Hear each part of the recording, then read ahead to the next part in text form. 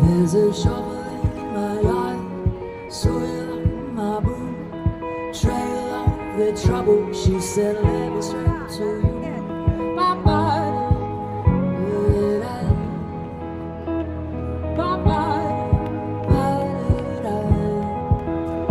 There is poison in my blood, in the family tree, running through the generations from my father to me. Bye-bye.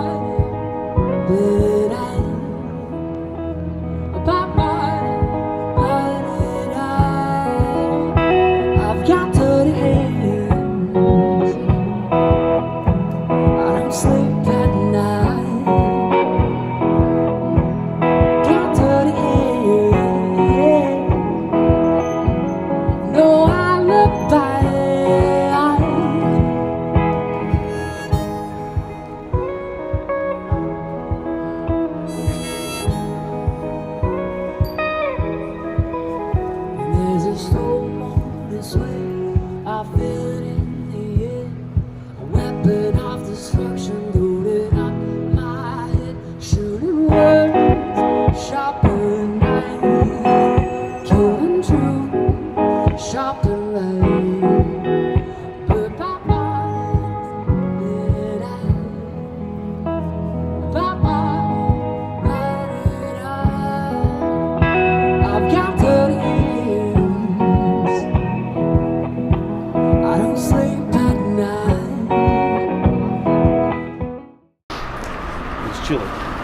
Alright, so today I'm at Pepper Place in Coburg, and I've just been to a meeting of the Moreland Socialists, and I've got Sue Bolton. Hi, how's it going? Alright, and we've got Howard Morosi. Trevor. How are you?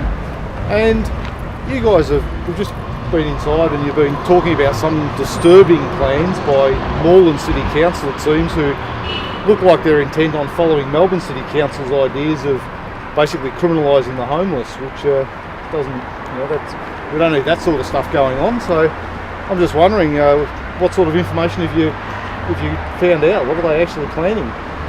Well, I think it's quite appalling. They've reviewed their local laws, and what they're planning is a camping ban, Yep. which is exactly the same as City of Melbourne, Yep.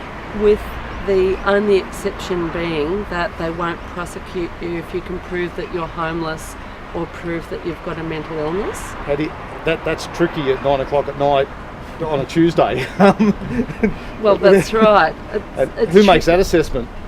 That's right, exactly. That's a very good question. Who makes that assessment? Could be quite arbitrary. It allows plenty of scope for harassment.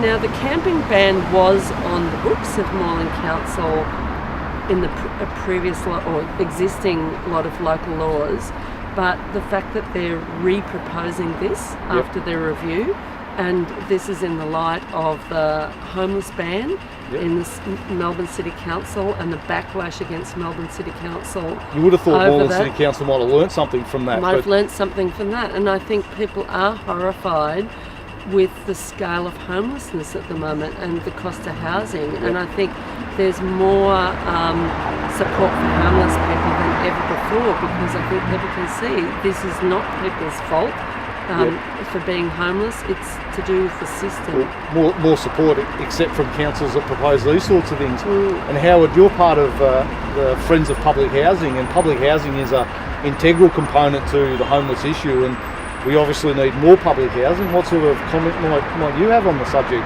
Yeah, you're dead right.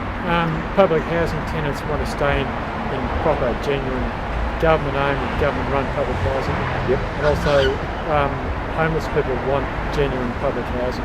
The alternatives that the state government's offering at the moment are actually what's called social housing. And that's not public housing.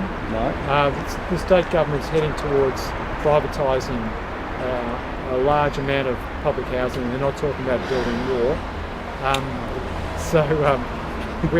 We're fighting those plans at the moment. We're building up networks amongst the Socialists, including Socialist Alliance, Sue's group, and also the Socialist Party, which is Steve Jolly. The Greens as well have got a very strong policy on public housing. And as well as Joe Toscano's public interest before corporate interest. So the campaign's building momentum. Steve Jolly's talking about putting getting green bans put on the sites which the state government's earmarked for destruction of housing and redevelopment, because those sites will probably be turned over to social housing, as well as the fact that we're going to be losing a lot of open space on those sites, which either could be retained as open space or given over to proper public housing. And I covered the protest recently out at Ashburton with the Markham estate, and that was interesting because they're talking about knocking it down and building a much bigger thing, but only have a very small component for actual public housing, which is not the way we want it to go. So you've actually got a bit of action planned for next Wednesday at the council meeting to try and knock this around. Anything drastic? Are we going to see thousands of people there, or what are you hoping for? Well, there's not a lot of notice between when the council agenda becomes public and the council meeting. It's only 5 days. So we're hoping to get as big a turnout as possible. So it won't be thousands, but we're hoping, it'd be great to get 100 people to a protest of a wide range of people from lots of different community groups to come to a protest at the council meeting against the homeless ban, and also against another attack on free speech by Moreland Council, which is a ban on handing out leaflets without a permit.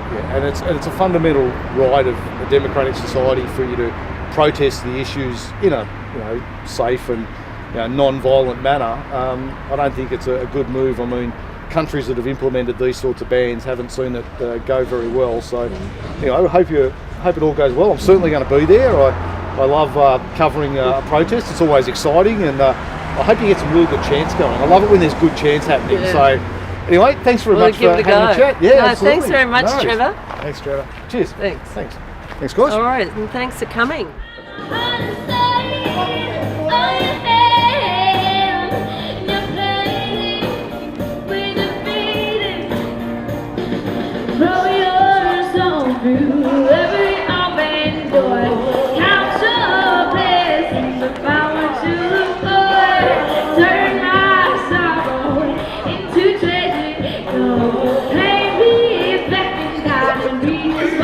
Fucking going out.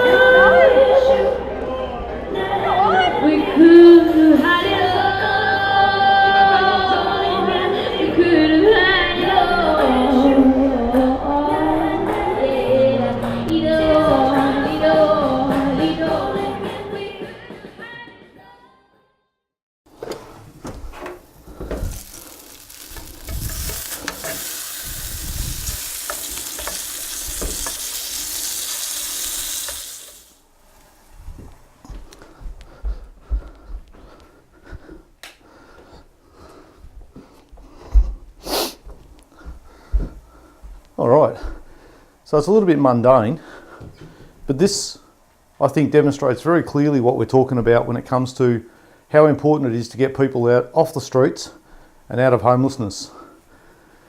It's currently coming up to 5:30 on Sunday afternoon or evening, and as you can see, I've got a nice roast dinner.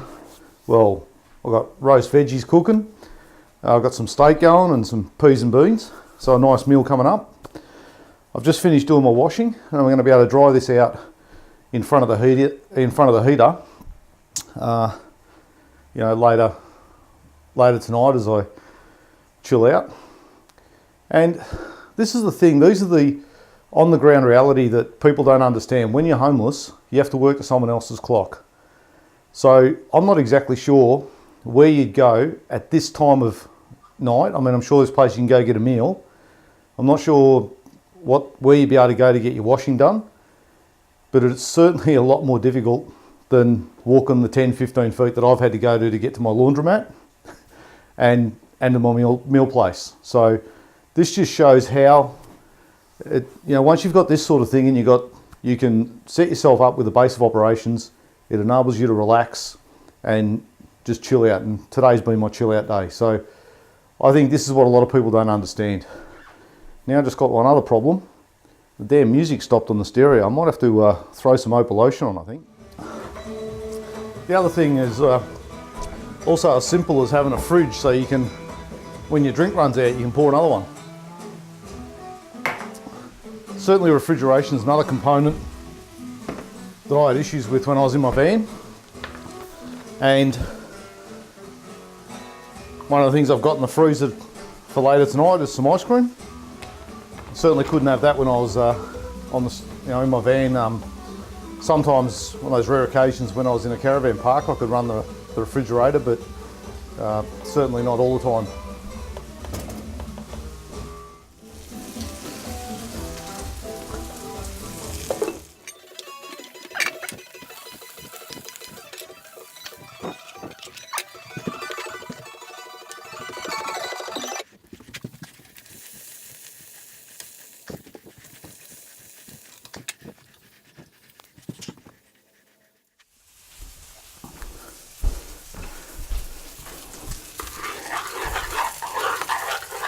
Certainly one of the things I missed when I was in my van. I used to do a bit of cooking, and I even got to do a couple of roasts sometimes, but only on special occasions. I used to go away at Christmas time. The last few Christmases, like at the end of 2011, 2012, I ended up out in East Gippsland, and here's a bit of a shot of my Christmas dinner that I had. I think this one was, I had roast pork one year and I had roast lamb the other. But it was tricky, because especially when I was in the city and that, it was hard to. I had a little cook set in the van, and I used to cook. I'd get up in the morning and boil a kettle and have a cuppa. I could do things like toasted sandwiches and things like that. I could do eggs on toast. I could use my poacher, things like that. But it was still very tricky, and that I can tell you now that a couple of times at exactly this time, as it's starting to get dark outside, or virtually dark now, and I'd be starting to relax, and I'd be parked somewhere, and I might be sitting down having dinner, or I might be boiling a cuppa or something, you can just about bet that that's when the council law enforcement would turn up, and they'd say, "You've got to move on. We don't want you here. Get out." As if I was some piece of crap. And I used to say to them, "Look guys, this is all I've got to live in." And they'd say, "Bad luck. You can't camp here. Get out." Where's the compassion in that sort of thing? And that's what I mean. When you get off the streets and you get into a house, or you get housed, or you get into a flat or something like that, I can tell you it took me 12, 18 months before I was really relaxed here. But it means that you can just chill out. I can sit in my room, I can get creative, I can do drawings, paintings, I can do writing, and surf the internet, things like that, and you can just relax. Whereas when I was in my van, that was the one big problem I had. I couldn't really relax, and it's relentless, and it takes its toll, and it was very, very tricky. So what's not going to be difficult is enjoying my nice porterhouse steak, which is cooked. My gravy is just about going off, so I think I'm gonna just about ready to start dishing it all up. It's looking good.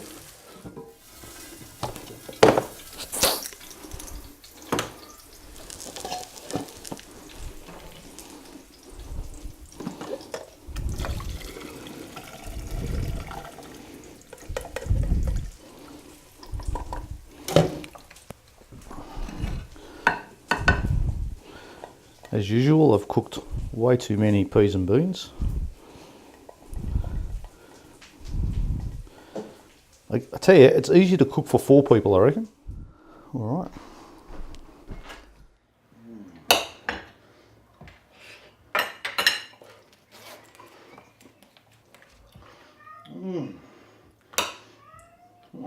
It's beautiful.